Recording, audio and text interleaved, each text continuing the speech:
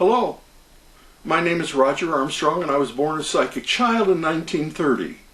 And this is the continuation of my video stories, the end of the war series. We were pulled offline. We were going back to Japan.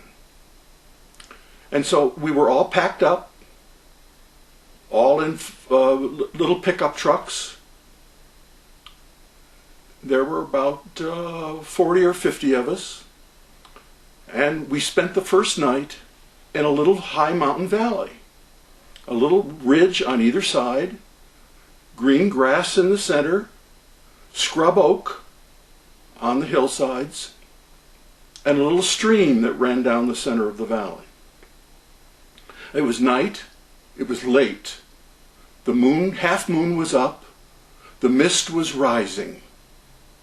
The shadows were deep. And I heard voices. So I went right away into remote view. And I saw 3 Korean men. They were warmly dressed against the chill of the night. And they were carrying interesting things. The first one in line had a rifle. The second one in line had a baby goat. And the third one in line was carrying 3 poles. Now, I did a little eavesdropping telepathically, and I could see that they were planning on trapping a tiger. And the rifle, they had dug a pit already, and the rifle was to shoot the tiger when the tiger went in the pit. The goat was to be hung in the center of the 3 poles over the pit, and the pit was going to be covered, the surface was going to be covered.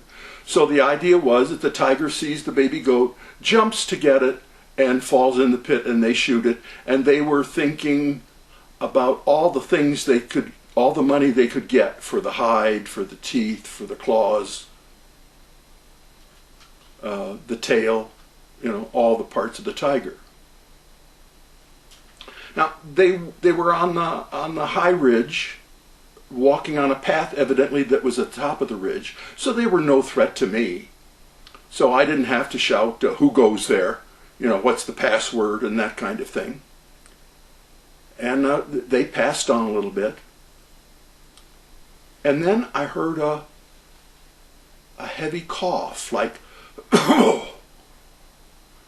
and I was startled and looked over, and out of the shadows stepped a tiger.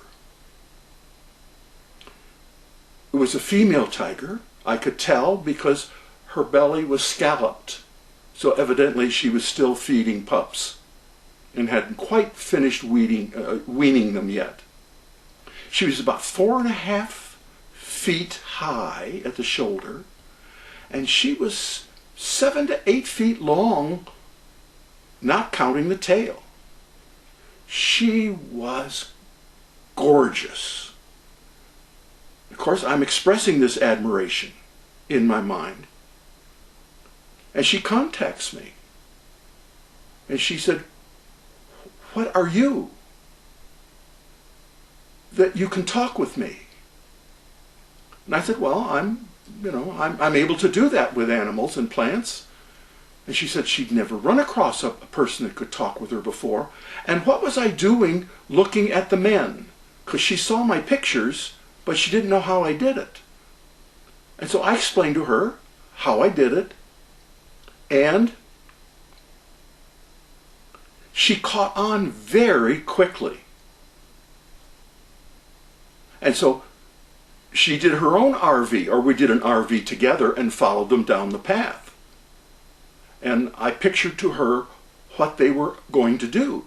That they had dug the pit, they were going to put the poles up, hang the kid, she was going to jump and they were thinking she was going to jump and get the goat, and then they were going to shoot her. And she was quite astonished that I could tell all of this. Well, I said, "You'd better hurry And it's best, I think, if you catch them before they get to their pit. So she paused for a moment and sent out a telepathic question to the scrub oaks on the side of the hill. Where is the nearest path that goes to the big path? And they told her it's just a ways down, and you can get there before the humans do. So she jumped off, disappeared into the night. I followed her with my RV, and she crouched, she beat them to the path. She crouched down.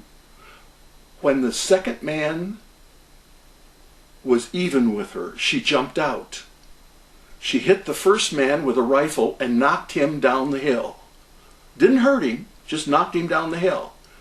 She grabbed the baby goat, and the man with the poles was screaming and jumped off and rolled down the other side of the hill. So, mission accomplished. She turned around and came back. Now, when she came back, she was very pleased with herself because she had 3 cubs that she wanted to train to wean and have them eat meat for the first time. So she was very, very pleased and very thankful that I helped her. And as a thank you, she pictured me as a male tiger standing next to her. Of course, I would be bigger than she was, but it had my face, and she thought that was funny, and she was laughing. So I did what any respectful male tiger would do. I licked her ear. And she was startled. And then she laughed so hard, she almost dropped the kid. And she turned around and bounded off into the darkness, but I could hear her laughter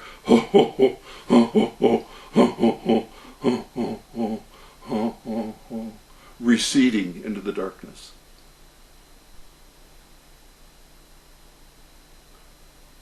That's my story of licking the tiger's ear. Now, I made these videos with the idea that it would encourage other people who had psychic abilities to understand that they are not alone, as I felt that I was alone for so many years. So, to tell your story, write it down. And send it to me. Send me a video or just email me the story.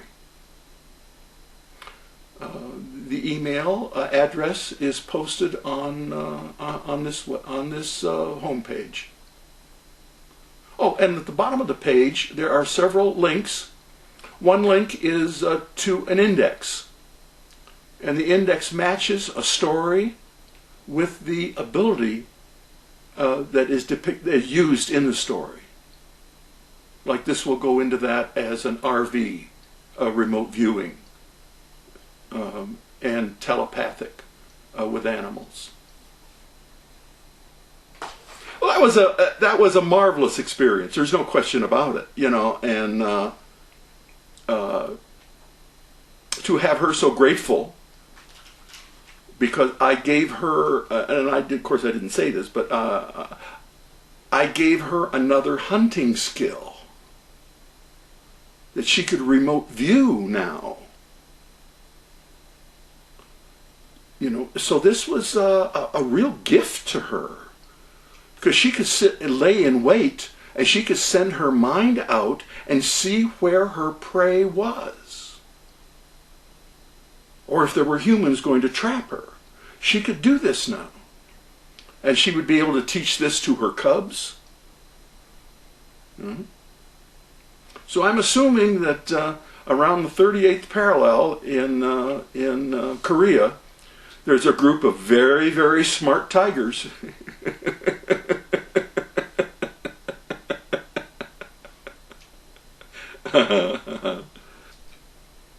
My guard duty was over, after the tiger left. And I went over to wake up the guy that was to be my replacement. And as I walked over, there was a muddy patch that I noticed.